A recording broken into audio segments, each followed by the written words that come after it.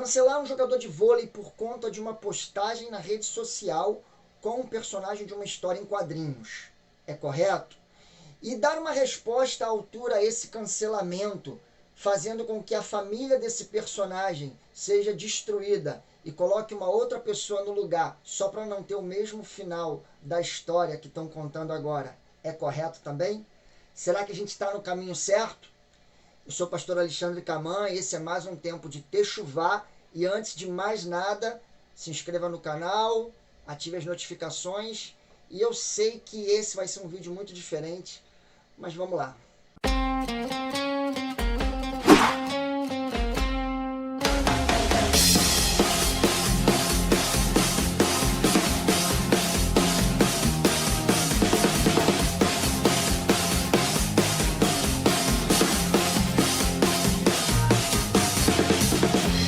Eu quero que você fique comigo até o final, porque a pergunta que eu vou te fazer agora no início, talvez você consiga responder no final do vídeo. Será que a igreja também não está querendo lacrar toda vez que acontece um episódio como esse e tenta dar uma resposta à altura? Pois é. Eu sei que pode parecer estranho chamar esse vídeo de mais um tempo de Techuvá. Techuvá significa se voltar para a essência, restauração, mas é fato que alguns princípios que a igreja deveria carregar me parece que está sendo perdido. E eu vou te explicar o porquê. Embora muitos vão pensar ao contrário e talvez por conta desse vídeo eu até receba cancelamentos, xingamentos e alguma forma de repúdio pela maneira que eu estou trazendo essa reflexão. Vamos começar a pontuar algumas questões que são importantes para a gente analisar toda essa confusão que está acontecendo e essa manifestação em massa do mundo cristão nas redes sociais, postando foto do Superman beijando a Mulher Maravilha por causa do cancelamento do jogador de vôlei. Primeiro, se trata de uma ficção. Superman é uma história em quadrinhos. Eu aprendi a ler em uma história em quadrinhos, mas nunca fui vidrado no mundo em quadrinhos, nem da Marvel, nem da DC e nenhum outro. Uma das primeiras coisas que eu quero estabelecer aqui é que eu não estou aqui para falar sobre liberdade de expressão, emitir opinião. Eu nem, na verdade, gosto de emitir opinião sobre tudo na internet. Quando surgem essas polêmicas, a minha área eu sou bacharel em teologia, pós-graduado em história de Israel, trabalho com a cultura judaica. Mas é fato que quando estes assuntos envolvem o meio religioso, algumas pessoas que consideram o nosso trabalho importante, consideram relevante a nossa fala, nos pedem opinião sobre o assunto. E não sou da área do direito e creio que cabe à área do direito, juiz, advogados, julgarem, o juiz que julga, o advogado que defende, um promotor que acusa, ou seja, há um sistema para poder trazer um veredito se houve homofobia ou não no comentário do jogador. Cancelamento, ao meu ver, ele nunca é positivo. Ele sempre, na verdade, vai ser negativo. E acredito que o comportamento de alguns cristãos em relação a fatos como esse, na verdade, é só um cancelamento reverso, uma lacração contrária. Como que eu vejo isso? Vamos lá, boicotes a marcas, boicotes a empresas, aonde tem pessoas lá que trabalham e que nada tem a ver com essa história, podem ser prejudicadas simplesmente por causa de um montim que está sendo feito para poder dar uma resposta à altura. Então, algumas coisas importantes para a gente discutir e comentar aqui. Primeiro, Superman é um personagem da ficção. E sendo um personagem da ficção, a gente talvez não precise nem trazer tantas coisas ao fio da espada para serem discutidas. Entretanto, eu vejo que o comportamento de alguns líderes, quando fazem todo esse estardalhaço para dar uma resposta a fatos como esse, são negativos, porque na maioria das vezes está fazendo o que justamente as empresas querem, uma propaganda para poder fazer com que aquilo seja mais divulgado. Em todos os episódios que tivemos como esse até agora, sempre foi assim. Netflix com o seriado do Porta dos Fundos, Boticário, quando fez a Burger King, nunca acontece algo positivo. E aí alguns líderes falar que o cristão de Belo Horizonte, que é sócio do Minas Tênis Clube, não deve ser mais. A gente não tem que comprar mais carro da Fiat. Dá um pouco de preguiça, mas também dá um pouco de nervoso. Porque me parece que muitas vezes está se repetindo aquilo que Yeshua falou diante dos doutores da lei. Vocês estão coando um mosquito para não se engasgar com o mosquito, mas vocês estão engolindo um camelo. E aí, antes de ler esse texto e falar sobre ele, vamos lá. Primeiro, a indústria está preocupada em vender.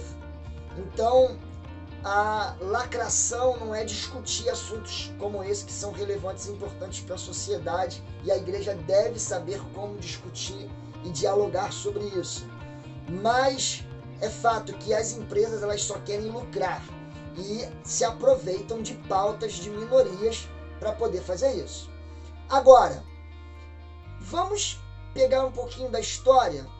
Como eu disse, eu nunca fui fã de histórias em quadrinhos, mas, na verdade, essa questão de trazer personagens com sexualidade diferente não é de hoje.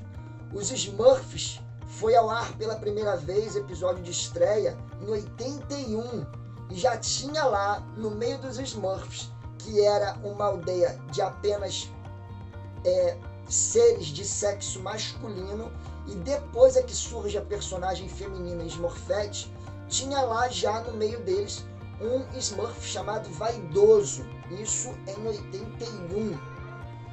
E aí tem algumas outras coisas interessantes sobre essa questão da indústria em quadrinhos, como por exemplo, a Mulher Maravilha que está sendo colocada nas fotos beijando o Superman, na verdade ela é uma personagem que quando foi criada não foi essa a intenção, mas tem uma matéria aqui interessante sobre a HQ, que é Histórias em Quadrinhos, de um site chamado Cabana do Leitor, de abril de 2021, citando que a Mulher Maravilha é a personagem da cultura pop mais importante da cultura LGBT. Por quê? Porque ela seria bissexual. E aí, nessa matéria, se fala que Histórias em Quadrinhos sempre teve o ponto de discutir assuntos como esse, como em 1940, muitos heróis lutavam contra o nazismo, 60 e 70, a questão de mudanças de armas químicas e tecnológicas, no ano 2000, terrorismo e por aí vai. E aí, nessa comitiva lá, entrevista, o Greg Hawkins, né, um nome bem difícil de falar, ele afirmou que a Mulher Maravilha era bissexual. E diante do espanto, né, parte dos leitores se perguntavam por que precisava o Greg falar sobre isso, já que era tão claro que num lugar, numa ilha, onde só tinha mulheres, né, como estranhar que a grande heroína, né, a deusa Diana, que também vem de uma história pagã, seria bissexual, não seria espanto nenhum. E outros ficaram inconformados com isso. E aí você pega agora essa personagem que tem influência helênica, pagã, e ainda houve uma construção de uma figura bissexual, e pega ela e coloca numa foto beijando esse super-herói que supostamente agora, diante das novas histórias, teve um filho bissexual. Então pega o Superman, tira ele do relacionamento com a jornalista Lois Lane, coloca com a Mulher Maravilha e a gente resolveu o problema. Será que vocês não estariam preocupados de se engasgar com um mosquito engolindo um camelo? Será que vale tudo para dar uma resposta? Porque a pauta é: somos pró-família. Embora seja um personagem da ficção, parece que está se destruindo uma família para construir outra. Estaríamos salvando o Superman de ter um filho bissexual com a jornalista e estaríamos fazendo ele ter um filho hétero com a heroína Diana. Mas ela é bissexual. É uma confusão sem tamanho. E parece que esse tem sido a grande gastação de tempo da igreja nos últimos dias. Sempre querer dar uma resposta à altura. Sempre querer responder algo também fazendo alguma forma de lacração. Eu me preocupo com isso. Porque quando o Messias fala lá no capítulo 23 de Mateus, que na verdade fala sobre os 7 ais, ele começa falando: na cadeira de Moisés estão assentados os escribas e fariseus. Observai, pois, e praticai tudo o que vos disserem, mas não procedeis em conformidade com as suas obras, porque dizem e não praticam. E aí ele vem listando várias coisas que os escribas e fariseus vacilavam.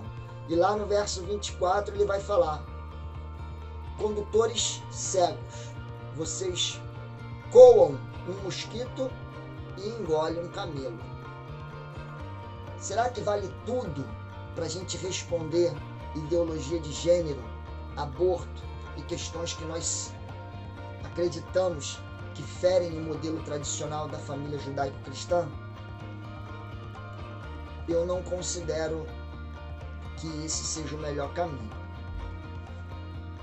Que a gente possa pensar sobre como estamos diante desse quadro, refletindo a luz do Messias ou simplesmente causando mais tumulto e confusão quando deveríamos ser sal e luz. Shalom, shalom.